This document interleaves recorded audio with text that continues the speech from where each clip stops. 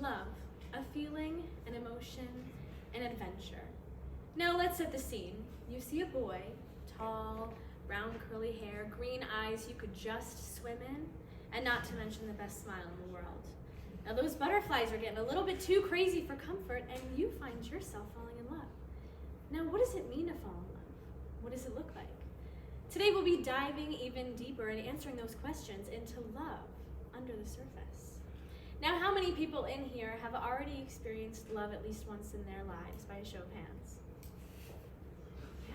Yes. Now how many people have experienced heartbreak? It's practically inevitable. You can't have love without heartbreak, and you can't have heartbreak without love. Now today, we will be diving into the process of falling in love, what happens during a heartbreak or a separation, and we'll conclude with why we all need and deserve love in our lives. Now, like the mitochondria is the powerhouse of the cell, dopamine is the powerhouse of love.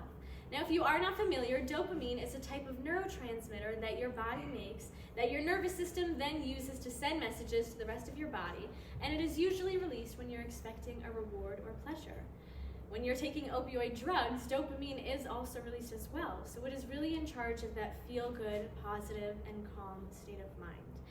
Now, according to a book by the Sternbergs entitled The New Psychology of Love, several imaging studies have demonstrated greater activation in the brain's key reward system, the dopamine system, when in love individuals viewed a facial photo or were even subconsciously presented with the name of their romantic partner versus a facial photo of a familiar acquaintance. So dopamine really is in charge of that rushing heart, those blushing cheeks, and those beautiful butterflies. Now, dopamine takes the wheel so much so that, in fact, according to an article by Sultan Tarlachi entitled The Brain in Love, you spend about 85% of waking time thinking about your partner. Now, I don't know about you, but that seems to be a pretty big chunk of time. Now, this article does go on to say that you have a loss of all rules of morality and social cues. So if somebody's telling you that they get lost in your eyes or that they haven't stopped thinking about you all day, they just might mean it. Now, I hate to break it to you, but love isn't always this beautiful. There are some incredibly painful sides that nobody likes to endure. Therefore, my next point will cover heartbreak.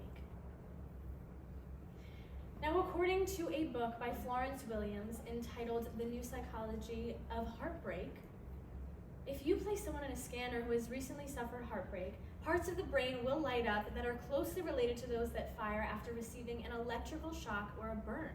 So your brain treats heartbreak as if it was physical pain. So do not let anybody ever tell you that you are overreacting. Now, this also can cause some medical woes, like anxiety, depression, poor sleep, and fatigue. Now, an article in the Journal of Psychology and Theology entitled Heartbreak, A Personal and Scientific Journey, interviewed 6 different women with 6 different length past relationships about their feelings right after the breakup. And all 6 of these women had the same theme of death. They felt like it was the death of a partner, the death of someone extremely close to them, and the death in any and all future hopes in any relationship. Now, I know you're thinking, why on earth is all of this important when we just talked about all of these horrible things that you might go through during a breakup? But I promise you there is a very important growth. Therefore, my last topic, we will be talking about why we all need and deserve love in our lives. Now, when you're going through a breakup, you start to have this new appreciation and a new meaning for life. You not only understand what you need and want in a partner, but you understand what you need and deserve in life itself. Now, when you find this special someone that you want to spend the rest of your life with, you are going to have a connection with them that only you two can understand. Nobody else in the entire world will ever understand your relationship, and that is so important, especially in today's society, to have that kind of connection.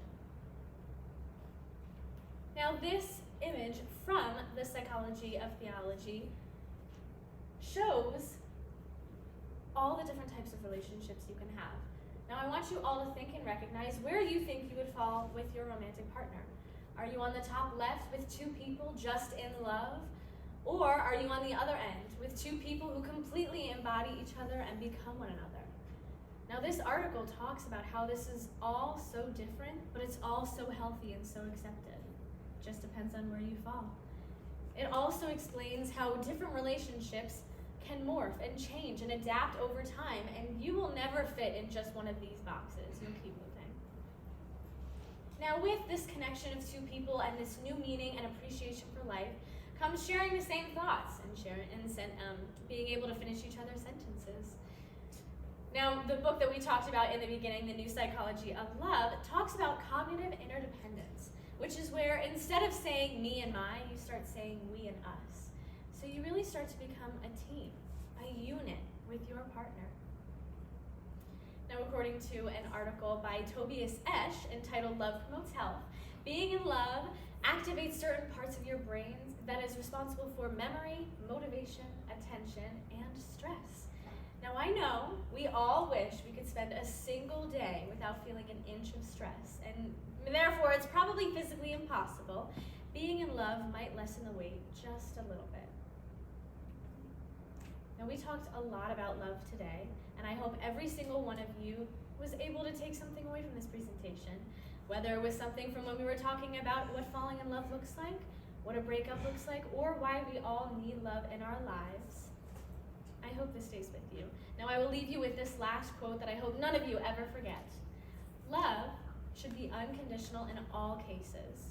Nothing could warrant the withdrawal of love. Thank you.